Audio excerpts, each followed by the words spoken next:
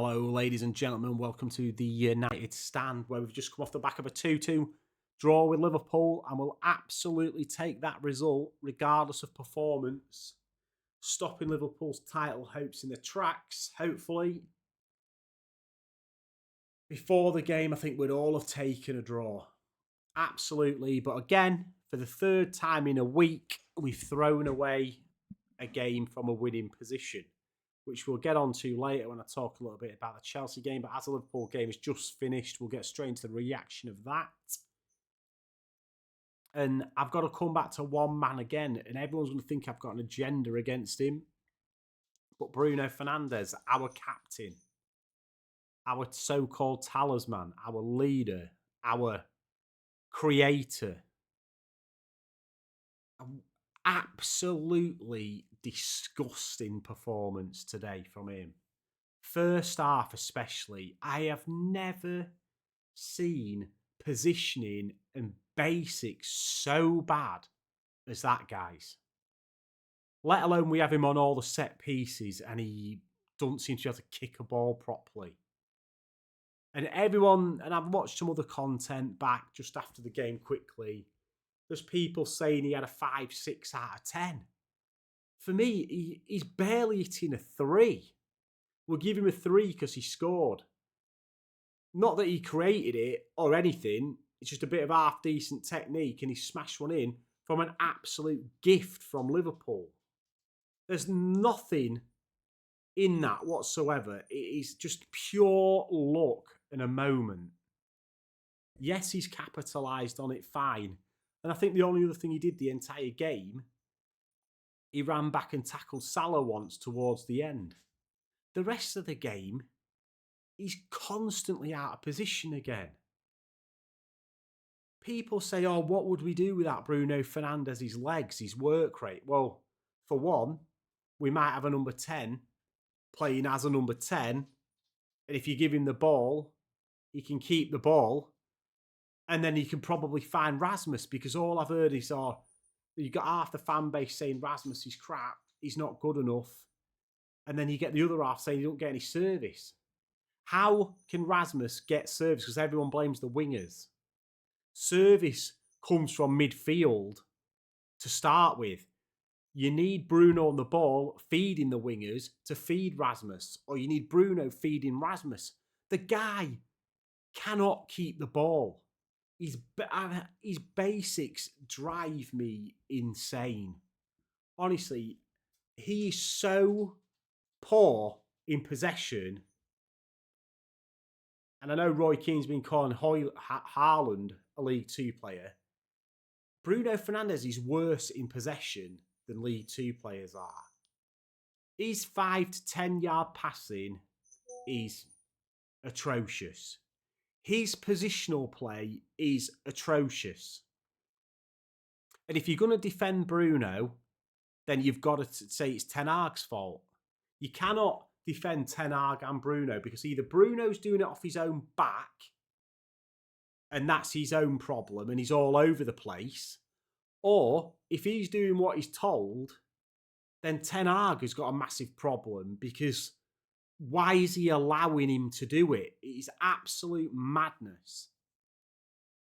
I think people were going on about what Gary Neville said about Manu in commentary as well, about saying, why is he ahead of the ball when they're taking a throw-in, I think it was, and he's 10 yards further up the pitch and the throw-in's taken? It's because he's been told to man mark. And that's on Ten Hag again.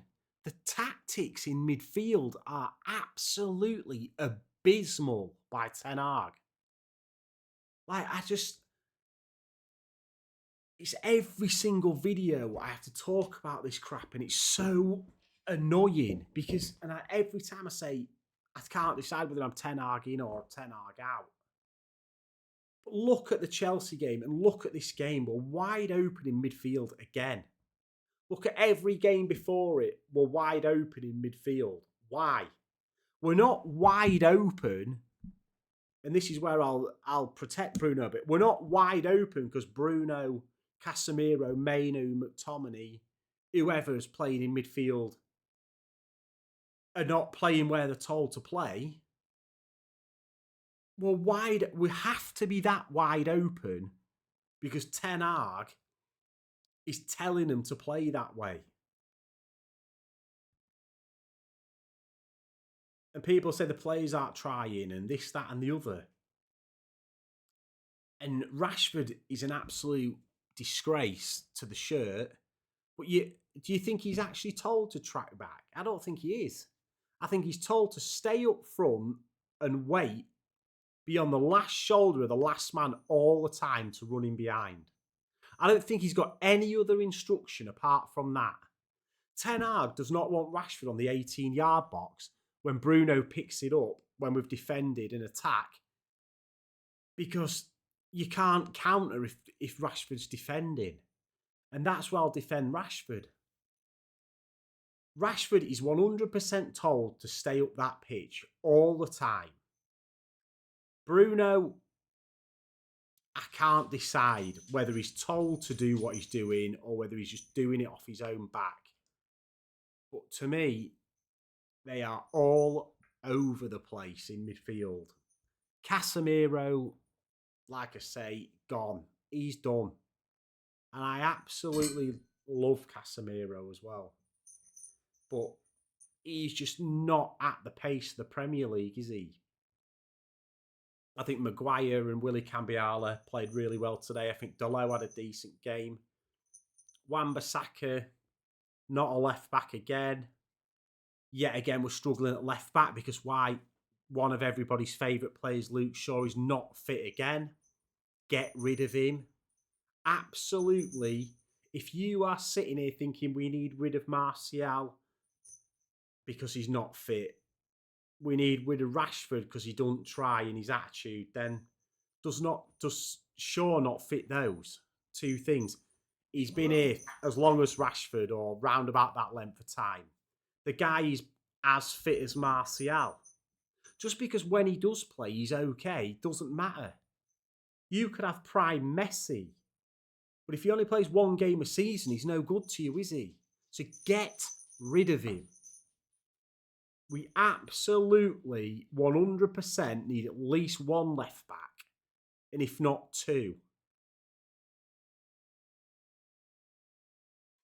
And then I mentioned Rasmus Højlund a little bit earlier on about him. Some people saying he's not good enough, some people not getting service. I think it's a bit of both. One, he's too young and inexperienced to be playing up front for Man United week in, week out at 20 years old after he's played half a season for Atalanta and scored 9 goals. I think I mentioned it in my last video. He cost 70 million quid, which is way too much. It took him 16 games to score a Premier League goal. People say he scored goals in the Champions League in the group stages versus basically championship teams. The Champions League is not good till the knockout stages. So let's forget them goals against Poundland European teams in the group stage of the Champions League. Because it don't count. The Premier League is what really matters. It's the top. And people saying, there's so many people out there I've seen saying they don't want Ivan Toney. What?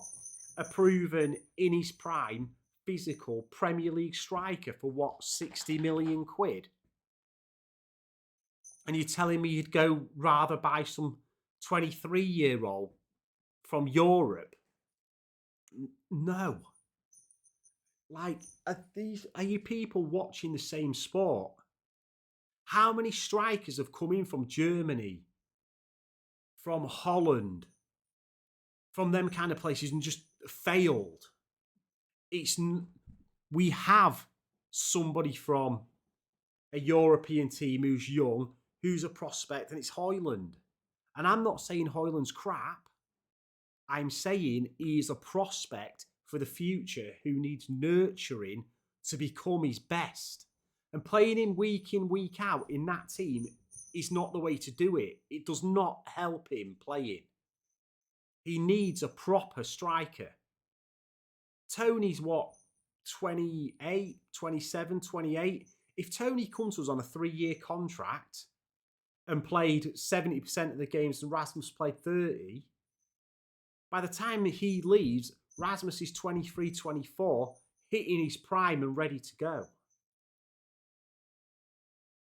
By the time Rasmus is 23, 24, if we keep playing him like he is now, with his injury problems, he'll be finished at 25.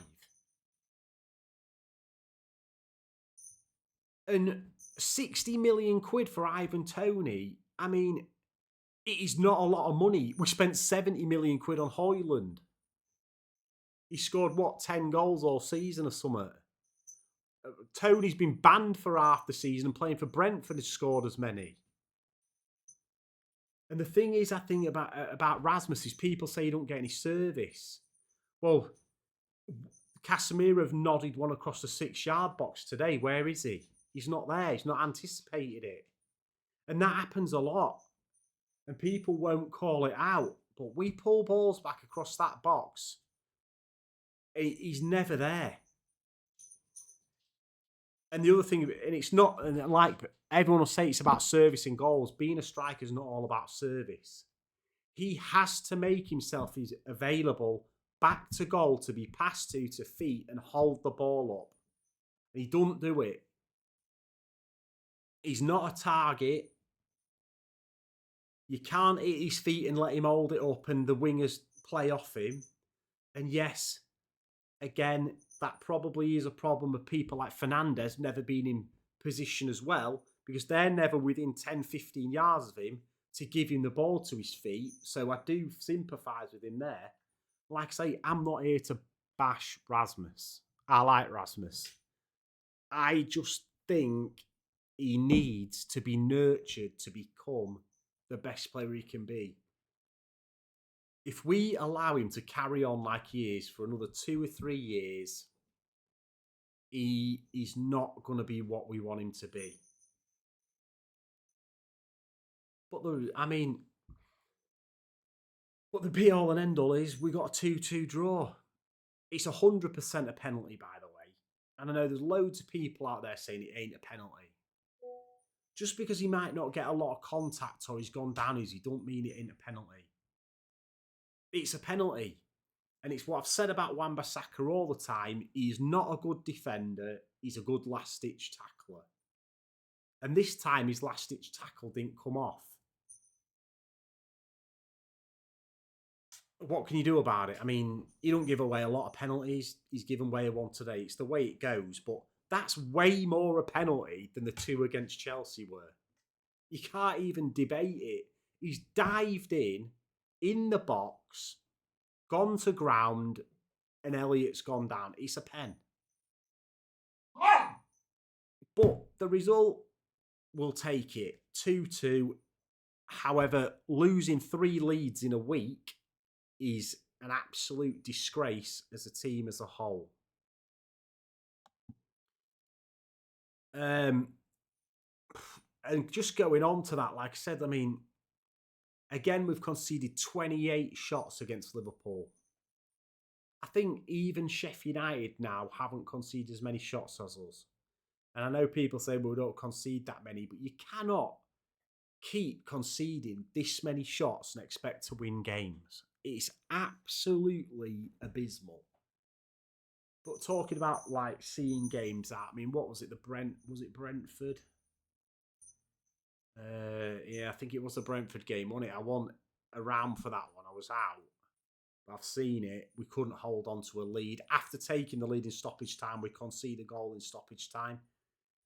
On to the Chelsea game. I think we were abysmal in that game as well. Some people will say we were good. We was not good. We're playing a team who are very similar to us with no shape and are wide open, and we played basketball football with them and come off on the wrong end of it. Chelsea are terrible. They are horrific. If we had any sort of structure, controlled the midfield, Chelsea would not have won that game. We were absolutely abysmal in that game as well. We should not be allowing Chelsea to go toe-to-toe with us in midfield like they did. The penalties, very soft, I agree. The first one on Anthony, I think they're not going to overturn that one. Once he's given a pen, they're giving a pen. It's soft, but they get given. The second one, everyone's saying it's absolutely not a pen. I think if you've ever played football and you know when you're running at that pace, when you watched it in full speed, first view of it, it looks a pen all day. Absolutely looks penalty. Delo's running behind him and he clips his heel and then falls over, then tries to grab him and he goes down. He's running at full pelt, whoever it was it Gusto or someone? And he stands on the back of his heel and he puts him off his stride and he goes down. I think it's a penalty. And yes, people will say it's soft. But again, Delo's trying to dribble out, then he's trying to recover, then he's fallen over, then he's had 2 contacts with the guy and he's gone down. I don't know how you can really argue against it. It's stupid. And then you just let Cole Palmer get the ball off a corner and score. I mean, it's just whatever you think about the penalties, allowing Chelsea to score 4 is absolutely abysmal.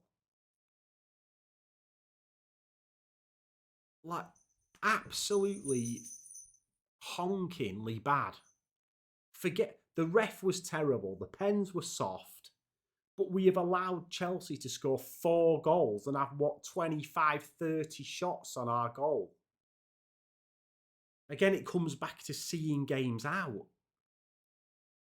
It comes back to Erik ten Hag and his stubbornness, his favourites, his wide open tactics. And he was talking absolute drivel again before this Liverpool game, Ten Hag. I'm finding it more and more and more difficult.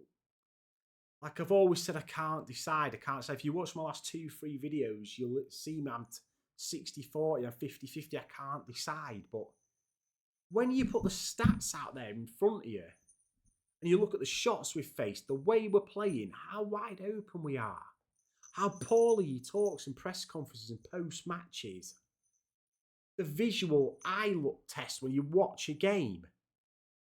I mean, there's nothing there that warrants like keeping him. I just can't see it.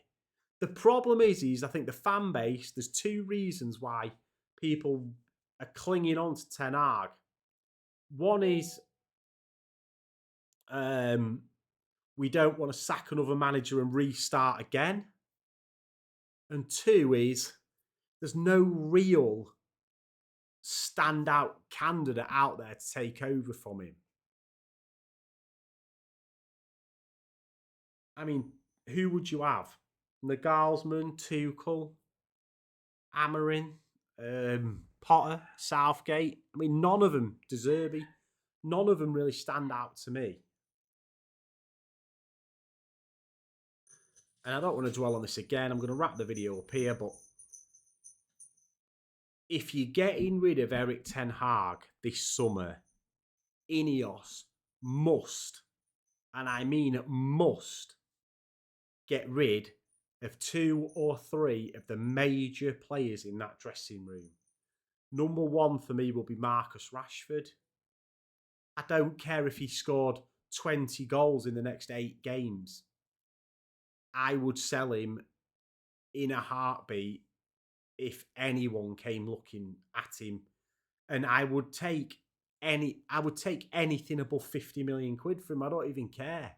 Just get him out of that dressing room with his attitude, his ego, and reset it, because I think he's a problem in that dressing room.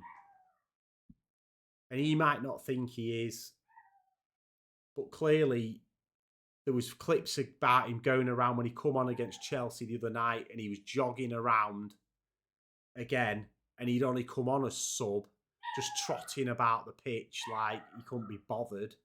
Today against Liverpool, he's not had a lot of the ball, to be fair to him, but he's not done a lot really at all, has he? And he's been took off again. And I think it just makes a huge statement by Ineos to get rid of him, if nothing else. If you're going to get rid of him, it shows you mean business. Nothing to do with money, nothing to do with his wages, nothing to do with how much money you're going to get for him. It shows real intent that they mean change. Number 2 on the list will be Bruno Fernandes. We will never sell him. And I don't think he's a problem in the dressing room or a problem around the dressing room. And I don't even care about his attitude. I don't care about him being petulant. What I care about Bruno Fernandes is when he's on the football pitch, he cannot keep the ball and he cannot keep his position. His work rate is fine. No problem with any of that. I think he's fine in the dressing room. He's probably a well-liked lad in the dressing room. And I've got no problem with him as a person in the dressing room, ego-wise. I have a problem with the way he plays football on the pitch. And whether it's his own discipline or whether it's Ten Hag's discipline, something needs to change there. But I would get rid of him. 3rd on the list will be Luke Shaw. Another one who's been there too long. Jose Mourinho wanted rid of him 5 or 6 years ago. There has to be, if Jose Mourinho wants rid of him, there's a reason to want rid of him. Probably laziness, which I think is what Mourinho said. And clearly, he's constantly now injured. He cannot stay fit. He's another high-profile name in that dressing room who's got to leave. That's my 3 outers. And everyone else takes care of themselves. McTominay, Maguire, Martial, all those types of players will leave naturally because they're not good enough. But you have to chop the head off at the top to replace the standards. That is all I've got to say for today. Leave your comments down below. This has been The Breakdown. This is the United Spotlight. Hit the like, favourite, subscribe. Come back next week or in the week if I do a midweek video. Excuse my puppy. He's barking like mad at something, so I've got to go sort him out. And I will see you on the next one. Poosh.